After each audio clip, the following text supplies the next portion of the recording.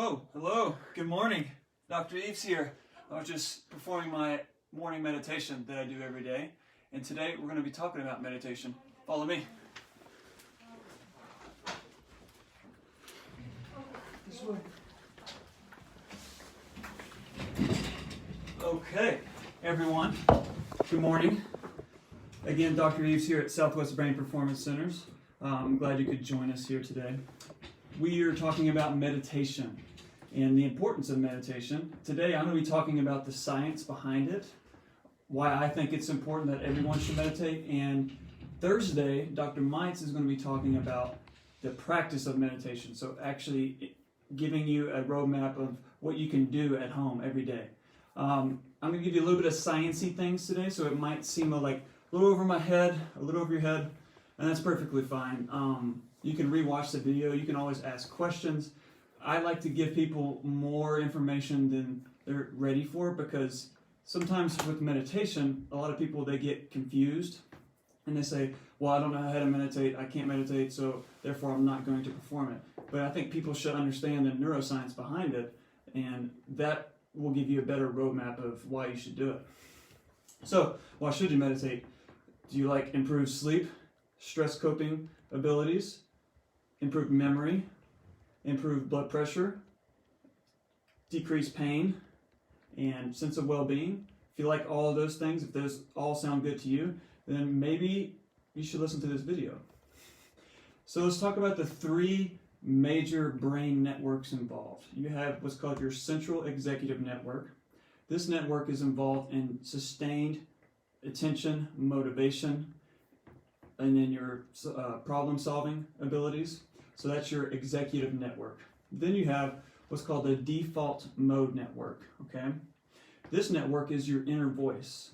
So whenever you are thinking about what your plans are going to be for the weekend, that's the default mode network. That's your internal voice that's always there. And then you have what's called the salience mode network. So the salience network is all sensations coming from your body and coming from your external environment. All these sensations, they kind of combine in the brain, and it gives your brain an update of how you should respond to your environment. So these are the three main networks involved. Okay, you can go back and re-watch that if you're confused by it, but I'll kind of periodically come back to those. Okay, so 80% of your daily thoughts are negative. It's kind of sad, right? So those thoughts, they come from that default mode network, that inner voice. So the thing that you tell yourself all day long.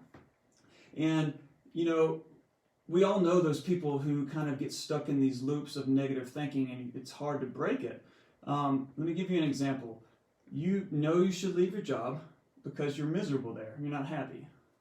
But you keep going because there's a fear that if I don't stay, then something will go wrong. So you think all day long about those negative thoughts that are involved with your job, and you don't escape it, and you get stuck. So a lot of people get stuck, and they experience things like depression and anxiety. So this is very, very important, because meditation can kind of break these cycles and kind of improve your outlook on the world and things like that. So where do these networks go wrong in depression and anxiety? So your salience network, the one I told you, that comes information that comes in from your environment and from your body, they come into your brain, and they are very sensitive to things like social rejection, social pain. So if you've ever got to talk in front of a large group, I remember the first time I ever talked in front of a group of 50 people, I was terrified. I was sweating, and I had people in the back of the room, they were laughing at me because my pit stains were going down my side. So this salience network takes in all this information, and it makes meaning out of it. And what happens is you can create a stress response without knowing it. So what I mean by that is your people are making fun of you at your job, or someone makes fun of what you're wearing, or whatever it may be. This salience network activates. It produces a stress response, which we've all heard. The stress response actually increases inflammation in your body. when you increase inflammation in your body, you actually further activate these same networks. Does this sound like what we talked about earlier with that cycle? It's hard to break, and a lot of times the best thing you can do is meditation. Okay, let me give you two studies that kind of hit this home, which is very interesting.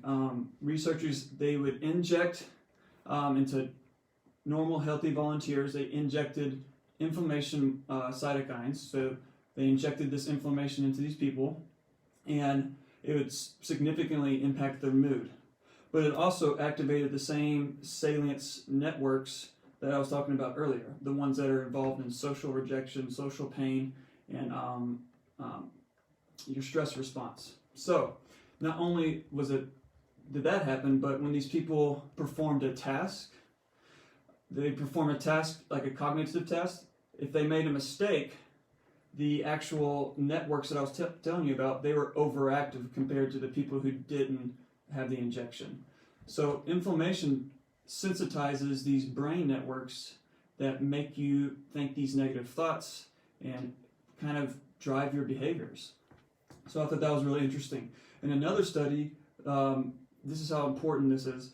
They were able to show angry faces to volunteers who were injected with inflammation, and they showed the faces so quickly that the brain, like the people had no idea what the picture was.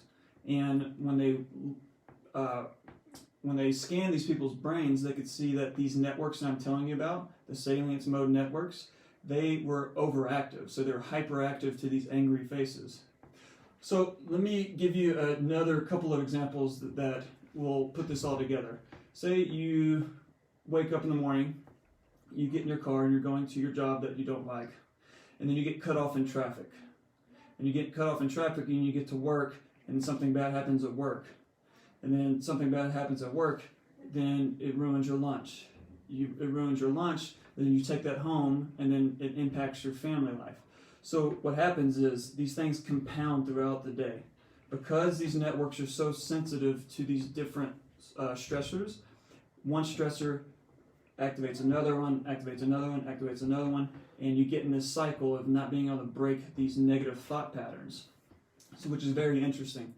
So you have this inner voice, your default mode network, and you have the salience network, which is all the information coming in through your senses. And what happens is in depression and anxiety, they get coupled. So you get the salience network couples with the default mode network, and you get you get these negative biased thoughts, and they ruminate or they perseverate, and they go over and over and over. And it's very, very difficult to break these. We see it in the office all the time. And one of the best ways in the research to break it is meditation. So when you meditate, you remember the central executive network I told you about. You activate this network when you meditate. And when you do that, you break the cycle. And when you break the cycle, you escape these negative thought patterns and this rumination that I was telling you about that you see in obsessive compulsion disorders, anxiety, and depression. So meditation is a very powerful tool to improve your overall quality of life. But there's other studies that also show it increases gray matter volume in your prefrontal cortex, so your thinking brain, the central executive brain I was telling you about. When you meditate, you increase your stress resilience. You improve your immune function. And there's actually some evidence that strong meditators are able to have less pain.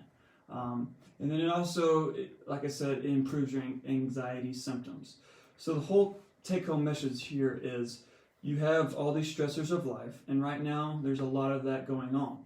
One of the best things you could do to break these negative cycles is to meditate. And you can see right here next to me, I have this diffuser going, because whenever I meditate in the mornings, I always use some sort of, right here we have an essential oil going, something that reminds me of something that was pleasurable in the past, because smell is very, very powerful. It activates your limbic system and activates